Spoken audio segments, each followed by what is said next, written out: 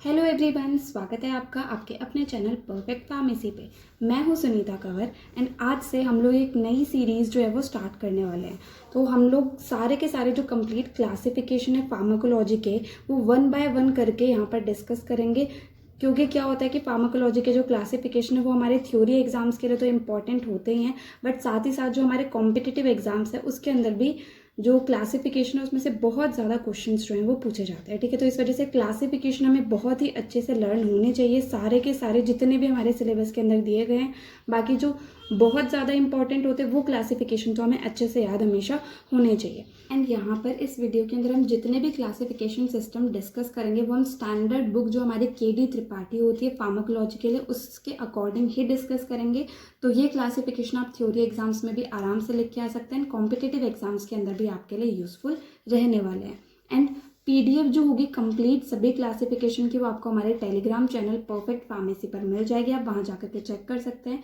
And अगर आपको कोई भी डाउट वगैरह पूछना हो तो उसके लिए आप हमें यूट्यूब पर कमेंट कर सकते हैं या फिर इंस्टा पे जाकर के भी आप हमें वहाँ पर DM कर सकते हैं अगर आपको किसी भी तरह से कोई भी डाउट रहता है तो आज के वीडियो के अंदर हम लोग 2 क्लासिफिकेशन जो है वो बिल्कुल डिटेल के अंदर डिस्कस करेंगे।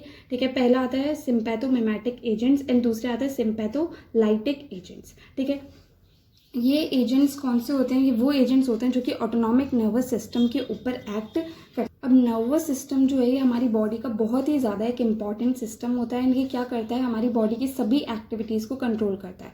तो जो भी ड्रग्स नर्वस सिस्टम के ऊपर एक्ट करती हैं उन सबको हम वन बाय वन करके पढ़ेंगे। तो सबसे पहले नर्वस सिस्टम न्यूरॉन से या नर्व सेल से मिलकर के बना होता है, हमारी बॉडी का बहुत ही इंपॉर्टेंट सिस्टम होता है। एंड ये क्या करता है कि जो भी फास्ट रिस्पॉन्स हमारी बॉडी के द्वारा दिए जाते हैं वो सब नर्वस सिस्टम के द्वारा कंट्रोल होते हैं। अब नर्वस सिस्टम जो है इसके हमारे पास 2 पार्ट्स आ जाते हैं, एक तो आता है सेंट्रल नर्वस सिस्टम, दूसरा आता है peripheral nervous system. Central nervous system जिसके अंदर ब्रेन एंड स्पाइनल कॉर्ड ये दोनों चीज़ें आती हैं। एंड पेरिफेरल नर्वस सिस्टम इसके अंदर सारी की सारी नर्व्स जो हमारी बॉडी के अंदर है एंड जो भी सेंसरी स्ट्रक्चर प्रेजेंट है ब्रेन एंड स्पाइनल कॉर्ड के बाहर, क्योंकि ब्रेन एंड स्पाइनल कॉर्ड तो हमारे पास सेंट्रल नर्वस सिस्टम के अंदर आ गया, उसके अलावा जितनी भी नर्व्स एंड सेंसरी स्ट्रक्चर हैं ब्रेन के बाहर एंड स्पाइनल कॉर्ड के बाहर वो सब हमारे पास पेरिफेरल नर्वस सिस्टम के अंदर आ जाते हैं। अब पेरिफेरल नर्वस सिस्टम जो ये भी हमारे पास इसके 2 टाइप्स आ जाते हैं, पहला आता है सोमैटिक नर्वस सिस्टम, दूसरा आता है autonomic nervous system. Somatic nervous system जो है इसके अंदर जो भी वॉलेंट्री मूवमेंट्स होते हैं हमारी बॉडी के उन्हें सोमैटिक नर्वस सिस्टम जो है वो कंट्रोल करता है। जैसे स्केलेटल मसल्स जो हैं वो खुद मूव कर सकते हैं, तो वॉलेंट्री कंट्रोल जो है वो सोमैटिक नर्वस सिस्टम के पास में होता है। एंड जो ऑटोनॉमिक नर्वस सिस्टम है इसके पास में इनवॉलेंट्री कंट्रोल होता है ग्लैंड्स का और स्मूथ मसल्स का। अब ऑटोनॉमिक नर्वस सिस्टम के अंदर भी 2 टाइप्स हमारे पास आ जाते हैं, एक तो आता है इसका सिंपैथेटिक नर्वस सिस्टम एंड दूसरा होता है पैरासिम्पैथेटिक नर्वस सिस्टम। तो सिंपैथेटिक नर्वस सिस्टम जो है फाइट और फ्लाइट मतलब इमरजेंसी सिचुएशंस के अंदर ये काम करता है। एंड पैरासिम्पैथेटिक नर्वस सिस्टम जो है ये रेस्ट एंड डाइजेस्ट मतलब आराम जब हम लोग करते हैं तब पैरासिम्पैथेटिक नर्वस सिस्टम जो है वो काम करता है। ठीक है, तो अब सबसे पहले हम लोग ऐसी ड्रग्स जो कि ऑटोनॉमिक नर्वस सिस्टम के ऊपर काम करती है उन्हें पढ़ेंगे। एंड आज के वीडियो के अंदर हम लोग 2 क्लासिफिकेशन पढ़ेंगे, एक तो सिंपैथोमिमेटिक ड्रग्स का एंड एक सिंपैथोलाइटिक ड्रग्स का। सिंपैथोमिमेटिक ड्रग्स जो हैं ये ऐसी ड्रग्स होती हैं जो क्या करती हैं, जो हमारा सिंपैथेटिक नर्वस सिस्टम होता है उसे स्टिमुलेट करती हैं। एंड सिंपैथेटिक नर्वस सिस्टम के द्वारा जो भी केमिकल्स या फिर ये कहें न्यूरोट्रांसमीटर्स बनाए जाते हैं, जैसे कि एड्रेनालिन हो गया, नॉर एड्रेनालिन हो गया एंड डोपामाइन हो गया। ठीक है, तो ये जो केमिकल्स हैं ये जो एक्शन परफॉर्म करते हैं उन्हीं एक्शंस को और ज़्यादा प्रमोट करने में जो है सिंपैथोमिमेटिक ड्रग्स काम करती है। मतलब सिंपैथोमिमेटिक ड्रग्स जो हैं ये क्या करेंगी, सिंपैथेटिक नर्वस सिस्टम जो है उसे स्टिमुलेट करेंगी and adrenaline, non adrenaline and dopamine जो है इनके फंक्शंस को प्रमोट करने में मदद करेंगी। अब सिंपैथोलाइटिक्स जो है ये ओपोजिट होती है सिंपैथोमिमेटिक्स के, मतलब सिंपैथोमिमेटिक जो भी काम कर रही है उन्हें रोकने का काम जो है वो सिंपैथोलाइटिक्स का होता है। ठीक है, तो ये क्या करते हैं कि इनहिबिट कर देते हैं उन रिसेप्टर्स को जहाँ पर सिंपैथोमिमेटिक्स जा करके जुड़ रही होती है। तो सिंपैथोमिमेटिक्स को हम लोग एड्रेनर्जिक ड्रग्स भी कहते हैं। ये क्या करते हैं, स्टिमुलेट करते हैं सिंपैथेटिक नर्वस सिस्टम को। एंड सिंपैथोलाइटिक्स जो इन्हें एंटी एड्रेनर्जिक ड्रग्स कहते हैं। मतलब ये क्या करते हैं कि जो रिसेप्टर्स होते हैं जहाँ पर जाकर के हमारी सिंपैथोमिमेटिक बाइंड होती है वहाँ पर जाकर के ये खुद बाइंड हो जाते हैं एंड उन्हें रोक देते हैं। तो इनके एक्शन का ओपोजिट एक्शन जो है वो इनका होता है। मतलब सिम्पैथोमिमेटिक एंड सिम्पैथोलाइटिक दोनों ड्रग्स का एक दूसरे से ऑपोजिट एक्शन जो है वो होता है, ठीक है। तो अब हम लोग क्लासिफिकेशन देखेंगे। पहले तो सिम्पैथोमिमेटिक एजेंट जो क्या करते हैं, सिंपैथेटिक नर्वस सिस्टम को स्टिमुलेट करते हैं। Adrenaline, nor adrenaline and dopamine जो इनके फंक्शंस को प्रमोट करने में मदद करते हैं। तो इसका कंप्लीट क्लासिफिकेशन जो हम सबसे पहले देखेंगे।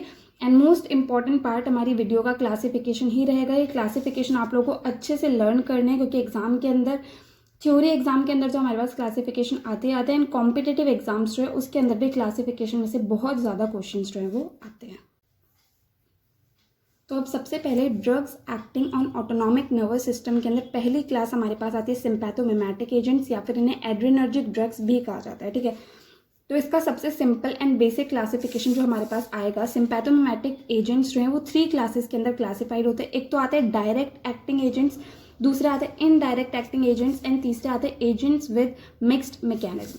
तो डायरेक्ट एक्टिंग एजेंट्स क्या होते हैं, डायरेक्टली जा करके अपनी साइट पर एक्ट करते हैं। इसके अंदर जो ड्रग्स हमारे पास आएंगी वो है norepinephrine, epinephrine, phenylephrine, dopamine, methyl dopa, then clonidine, dobutamine, isoproterenol, then terbutaline, then salbutamol, then bitolterol, then naphazoline, then oxymetazoline and then xylometazoline, ठीक है। तो ये सारी की सारी जो ड्रग्स हैं, ये डायरेक्ट एक्टिंग ड्रग्स हमारे पास में होती हैं। सेकेंड आता है इनडायरेक्ट एक्टिंग एजेंट्स। तो ये डायरेक्टली जो है वो रिसेप्टर से जाकर के बाइंड नहीं होते, इनडायरेक्टली अपना एक्शन जो है वो प्रोड्यूस करते हैं, ठीक है।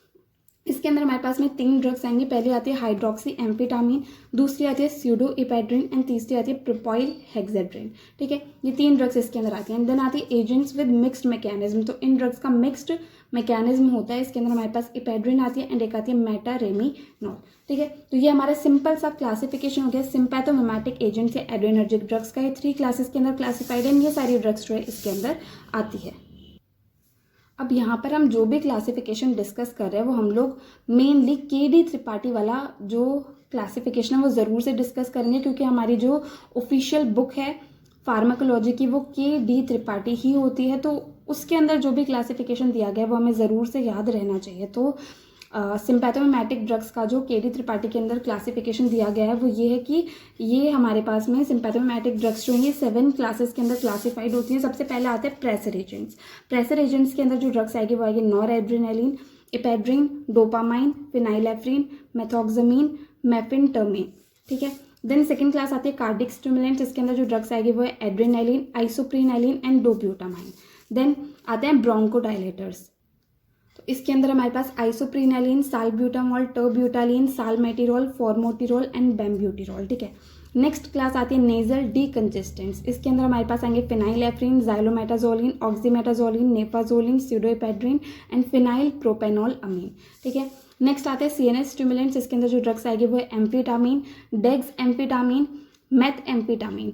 नेक्स्ट आते हैं एनोरेक्टिक्स। इसके अंदर जो ड्रग्स है वो है फेनफ्लूरामीन, साइब्यूट्रामीन एंड डेक्स फेनफ्लूरामीन। लास्ट क्लास आती है यूट्रिन रिलैक्सेंट्स एंड वेसोडायलेटर्स। इसके अंदर जो ड्रग्स हमारे पास आएगी वो है रिटोड्रीन, आइसोजुप्रीन, सालब्यूटामॉल एंड टर्ब्यूटालिन, ठीक है। तो ये हमारा सेकंड क्लासिफिकेशन है।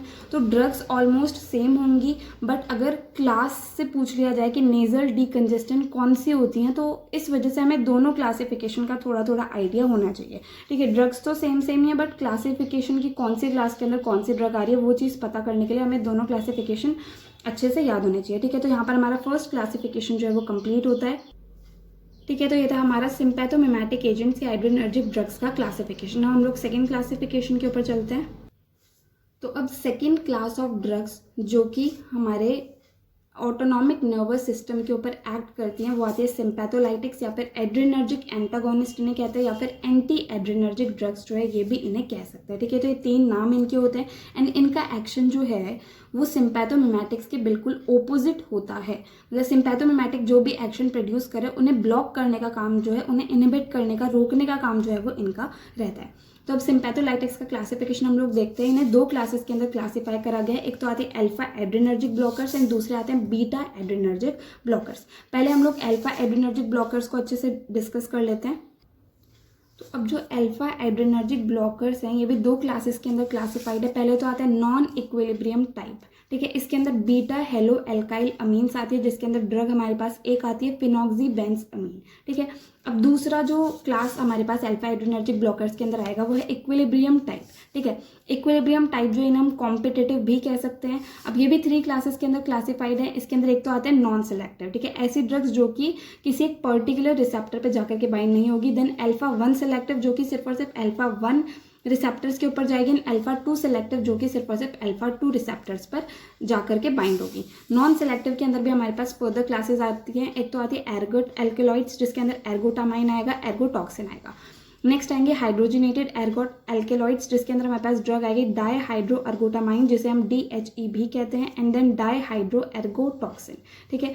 नेक्स्ट क्लास आते हैं इमिडाजोलिन्स, जिसके अंदर आएगा टोलाजोलिन एंड फेंटोलामीन। नेक्स्ट आते हैं मिसलेनियस, जिसके अंदर हमारे पास जो ड्रग आएगी वो आएगी क्लोरप्रोमाजेन। देन हमारे पास आते हैं अल्फा 1 सेलेक्टिव। अल्फा 1 सेलेक्टिव जो है इसके अंदर ड्रग्स आएगी प्राजोसिन, टेराजोसिन, डॉक्साजोसिन एंड टेम्सुलोसिन। ठीक है। देन अल्फा 2 सेलेक्टिव जो है इसके अंदर ड्रग हमारे पास में आ जाएगी योहिम्बीन। ठीक है, YOHIMBINE, योहिम्बीन। यहाँ पर ये जो इसकी कंप्लीट स्पेलिंग है। तो अल्फा एड्रेनर्जिक ब्लॉकर्स के अंदर हमारे पास ये सारे क्लासेस एंड ये सारी ड्रग्स जो है वो आ जाती है। दूसरे हमारे पास में आते हैं बीटा एड्रेनर्जिक ब्लॉकर्स। ये भी हमारे पास फर्दर 2 क्लासेस के अंदर क्लासिफाइड है। एक तो आते हैं नॉन सेलेक्टिव, मतलब ये बीटा 1 एंड बीटा 2 दोनों से ही जाकर के बाइंड हो सकते हैं। देन आते हैं कार्डियो सेलेक्टिव, जो सिर्फ और सिर्फ बीटा 1 पे जाकर के बाइंड होंगे। नॉन सेलेक्टिव जो इसके अंदर भी हमारे पास फर्दर 3 क्लासेस है। पहले आती है विदाउट इंट्रिंसिक सिंपैथोमिमेटिक एक्टिविटी। इसके अंदर जो ड्रग्स है वो है propranolol, sotalol and timolol. Next with intrinsic sympathomimetic activity, इसके अंदर जो ड्रग आएगी वो आएगी पिंडोलोल। नेक्स्ट आता है with additional alpha blocking property, इसके अंदर जो हमारे पास ड्रग आएगी वो आएगी लेबिटालॉल एंड कार्बिडिलॉल। दूसरे आते हैं कार्डियो सेलेक्टिव, मतलब ये बीटा 1 सेलेक्टिव होते हैं, बीटा 1 पे जाकर के बाइंड होते हैं। इसके अंदर ड्रग्स हमारे पास आती है metoprolol, atenolol, acebutolol, bisoprolol, esmolol, betaxolol, celiprolol and nebivolol. ठीक है, ये सारी ड्रग्स हमारे पास में बीटा एड्रेनर्जिक ब्लॉकर्स के अंदर आती है। अब बीटा एड्रेनर्जिक ब्लॉकर्स एक तो ये 2 क्लासेस के अंदर क्लासीफाई हो सकते हैं, या फिर इसका एक दूसरा क्लासिफिकेशन भी हो सकता है। इसके अंदर ये अलग अलग जनरेशन के अंदर क्लासिफाइड है। ठीक है, सबसे पहले आता है फर्स्ट जनरेशन। फर्स्ट जनरेशन जो है ये ओल्डर ड्रग्स होती है, नॉन सेलेक्टिव होती है। इसके अंदर हमारे पास जो ड्रग्स आएगी वो आएगी propranolol, timolol, sotalol and pindolol. दूसरा आता है सेकंड जनरेशन, जो कि बीटा 1 सेलेक्टिव होती है। इसके अंदर जो ड्रग्स आएगी वो आएगी metoprolol, atenolol, acebutolol, bisoprolol and esmolol. ठीक है। नेक्स्ट आएगी थर्ड जनरेशन ड्रग्स, जिसके अंदर आती है विद एडिशनल अल्फा ब्लॉकिंग और वेसोडायलेटर प्रॉपर्टी, मतलब इसके अंदर अल्फा ब्लॉकिंग प्रॉपर्टी या वेसोडायलेटर प्रॉपर्टी भी होती है। इसके अंदर जो ड्रग्स आएगी वो आएगी लेबिटालॉल, कार्बिडिलॉल, सेलिप्रोलोल एंड नेबिवोलोल। ठीक है, तो ये हमारा कंप्लीट क्लासिफिकेशन होता है सिंपैथोलाइटिक ड्रग्स का। ठीक है, तो यहाँ पर हमारा सेकंड क्लासिफिकेशन भी कंप्लीट होता है। अब जैसे हमें कभी कभी कन्फ्यूजन होता है कि हम कौन सा क्लासिफिकेशन याद करें, तो कॉम्पिटिटिव एग्जाम्स के लिए हमें सारे क्लासिफिकेशन पता होना चाहिए, बट थ्योरी एग्जाम के लिए आपको जो अच्छे से लर्न हो आप वो क्लासिफिकेशन आराम से वहाँ पर लिख करके आ सकते हैं, कोई भी दिक्कत नहीं है, क्योंकि ये क्लासिफिकेशन तो इन्हीं ड्रग्स का है। तो आप जो भी लिख के आएंगे वो सही ही होगा, क्योंकि स्टैंडर्ड बुक्स में से लिए हुए क्लासिफिकेशन है।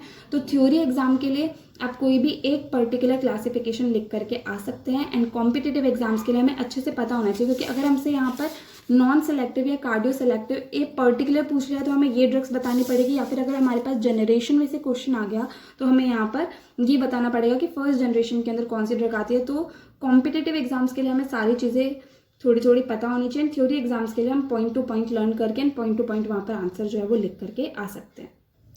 तो यहाँ पर हमें आज की वीडियो के अंदर जो 2 क्लासिफिकेशन डिस्कस करने थे वो कंप्लीट होते हैं। अगर आपको ये सीरीज़ पसंद आ रही है तो आप कमेंट सेक्शन के अंदर बताना, हम कंप्लीट जितने भी क्लासिफिकेशन हमारे फार्माकोलॉजी के अंदर 4th, 5th and 6th semester के अंदर मिला करके हैं वो सबकी हम लोग वीडियोज़ जो है वो अपलोड कर देंगे। एंड अगर आप चाहते हैं कि हम किन्हीं और टॉपिक्स पर या किन्हीं और सब्जेक्ट्स पर वीडियो बनाएं तो वो चीज़ आप कमेंट सेक्शन में बता सकते हैं। एंड अगर आपको ये वीडियो हेल्पफुल लगती है तो आप इस वीडियो को लाइक करना, अपने फ्रेंड्स के साथ भी शेयर करना और चैनल को सब्सक्राइब करना। थैंक यू सो मच इस वीडियो को इन तक देखने के लिए एंड चैनल को सपोर्ट करने के लिए।